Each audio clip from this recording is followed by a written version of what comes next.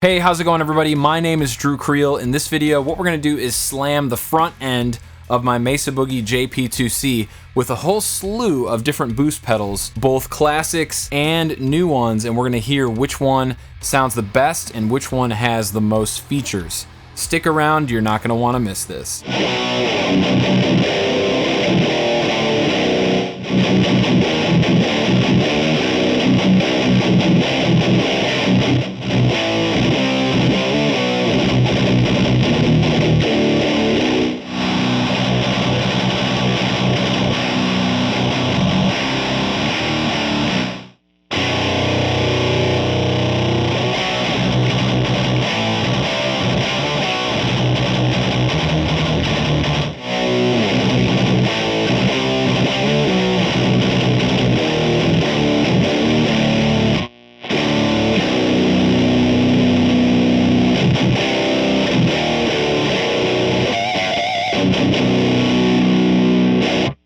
Alright guys, so boost pedals. Why do we use boost pedals? Well, it's a great way to boost a clean amplifier and sort of refine your clean tone and add a little bit of oomph to that. You can even get a little bit of drive. Blues guitar players have been using things like the Tubescreamer and the Super Overdrive as like their lead tone for years, and they're great. But metal guitar players use boost pedals to boost the front end of an already distorted tube amp, like a Marshall JCM, a 5150, dual rectifier. And in essence, what the boost pedal does is it brings a lot of clarity to your right hand pick attack, more note definition. It's going to take out all of the unwanted low end frequencies that are in your signal and make things a little bit easier on the sound guy that's mixing your band. So boost pedals are totally normal and synonymous with metal guitar tone. If you've heard a metal band, chances are they're boosting the front end of their amplifier with some type of overdrive or distortion pedal. What I have done for you today is lined up some of the most common boost pedals as well as some uncommon and interesting ones, and we're maybe going to throw in the 1984 by Void Manufacturing. This is a really interesting take on an overdrive, so we're going to check out that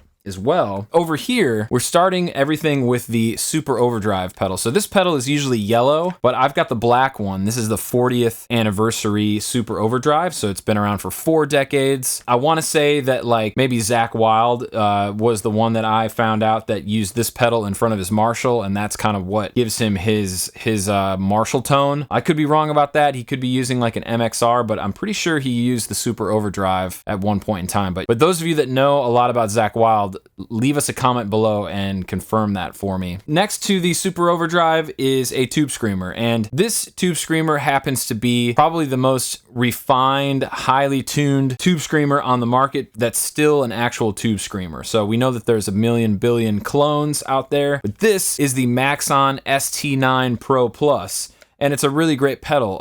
It charge pumps up to 18 volts. It has a mid-range knob on here that gives you a little bit more mids, and it has a low boost switch. So it has a few things that a lot of other Tubescreamers don't have. Next to the ST9 Pro Plus, we've got the Special Cranker, and this has become an instant favorite of mine ever since I got a real tube amp. I ended up getting the Special Cranker to drive the front end of this amp, and so before I had any of these other pedals, this Special Cranker was the one I had, and it's awesome. It does something different that these other boost pedals don't do. It has a little diode switch right here. This thing is great for, I think, almost any amp, whether you're playing blues, whether you're playing more clean guitar and you need a little bit of drive, or if you're a metal guitar player and you want to boost the front end of your high gain amp, the Special Cranker is going to get the job done. Now, next to that one, we have the High T Situation from Void Manufacturing. So this pedal is probably the most insane overdrive ever made, and it's made specifically for metal guitar players to help them shape their tone and dial in something unique. So it's got a back Sandal EQ. It's got literally a 12 mode emphasis like range control here. It's got 6 different clipping modes. There's just a million things you can do with this high T situation, and I'm not going to be able to show you all that it can do in this video. If you want to check that out, I've got a full demo and review that I'll put in the description below. This pedal, you'll get to hear what this thing sounds like against everything else. It's great. Next to that, we have actually a combo pedal also from Void Manufacturing. This is back when Joe called his company Lone Wolf Audio. This is what they call the Booze Lawyer. Not Blues Lawyer, but Booze Lawyer. And we've got a picture of Jim Leahy from Trailer Park Boys. RIP. God bless you, Jim Leahy. Thank you for everything you did for us. But down here on this side of the pedal, we have the Klon circuit, okay? So you notice these kind of Klon style knobs. I'm sure a lot of you guys, whether you're using a digital amp or you're using a tube amp, you have some type of Klon pedal that you've interacted with. So we're gonna check that out as well with the Mesa Boogie JP2C. Now on the other side of this pedal is actually a Dumble circuit. So it's kind of like an amp in a box going on over here. And so that's what all of these controls are. And we'll also slam the front end of the JP2C with the Dumble as well. So we'll get to hear what that sounds like. And last but not least, we're gonna check out the 1984 from Void Manufacturing. This is similar to the high T situation in the sense that it has a back Sandal EQ, but it does something entirely different, and it has a different feel to it. So we'll throw that in the mix as well, and then I'll let you guys decide in the comments below which pedal sounded the best and the most interesting to you. So, oh, and one more thing I wanted to add is that we're gonna be using the Endless Blockade noise gate from Void Manufacturing. This is an amazing noise gate that is gonna help us choke down on some of that feedback that we might get once we've added all of that extra gain and boost to our signal. So the Endless Blockade is gonna help us with that. Okay, so with all of that out of the way, let's listen to what these bad boys sound like.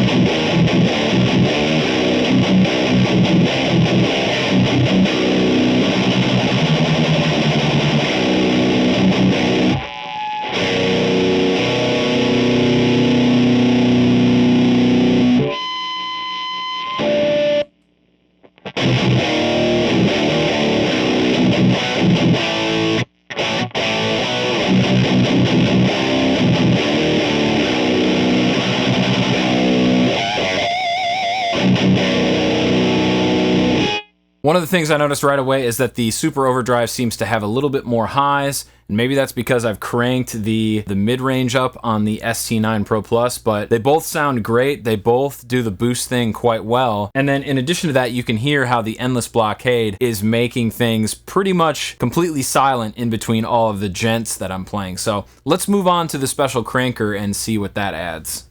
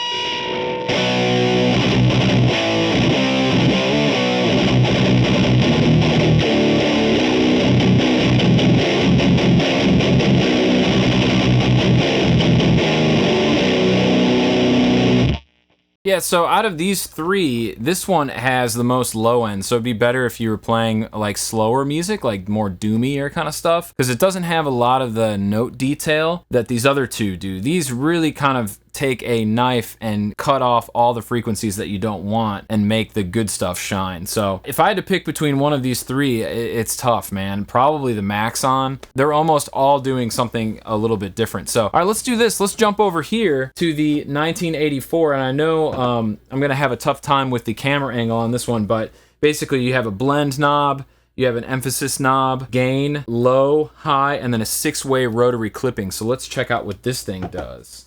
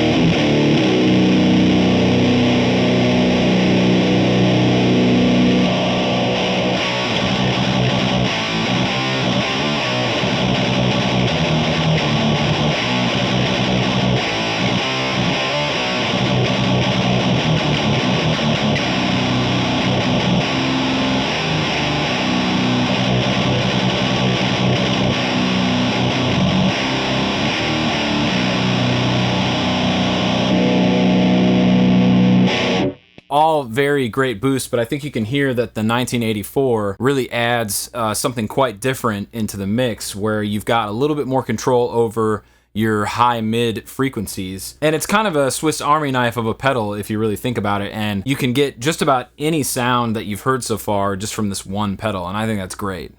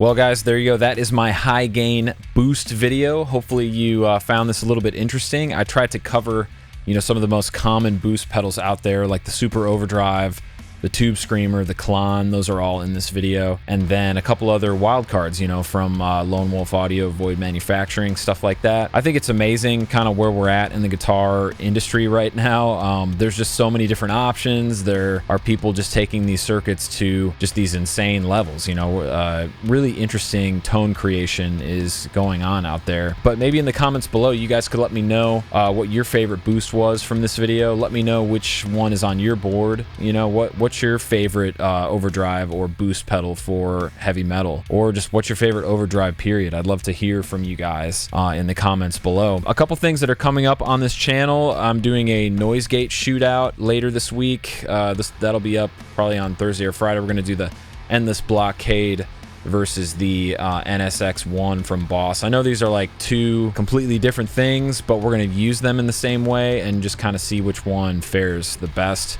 I think they're both great options, but it'll be interesting to see kind of the similarities and differences between these two things. So that's coming up later. Another thing I wanted to mention is that I released a song for kind of my one-man metal project called Zaphon. The song is called Time Stand Still. That is actually available on Spotify and YouTube and Apple Music today. So if you want to listen to that, you can check that out. I'd be honored if you listen to that song. I put a lot of work into that, literally, you know, almost a year worth of work into this album, and it's going to be coming out next year. It's a 10-track album, but that is the first single. There will be another single that comes out the first week of December on Bandcamp Friday as well. That song is going to be called Tabernacle Within, so that's another one that's coming up. But anyway, thanks for being here. Thanks for checking out what I do here on this channel. You know, I enjoy interacting with you guys. Kind of seems like lately the only comments that I get are negative ones, like I'm doing something wrong. But just keep in mind, you know, I take into account the things that you guys say, and I try to do the very best that I can with this video. So if you don't see me doing the things that you want to see right now, chances are I'm going to get to it sooner or later. So even if it's a really harsh criticism, I'll usually take that into account and see how I can incorporate that for the good of this channel, not for the bad. So yeah, you can't hurt me, okay? You just can't. So I don't care that much if you get bent out of shape over something I did or said in these videos. This is just what I do. I wake up every day and I make videos, and I try to just share my thoughts and opinions, and I use the gear that I have. Okay, I can't own all the gear, but I try to use what I have to the fullest extent that I can. Take that for what it is. But for real though, I do appreciate hearing from you guys, even if we disagree. So I'm cool with that. All right, we're grown-ups here. At least I'm a grown-up. So take care. Have a wonderful day wherever you're at, and I'll see you in the next video.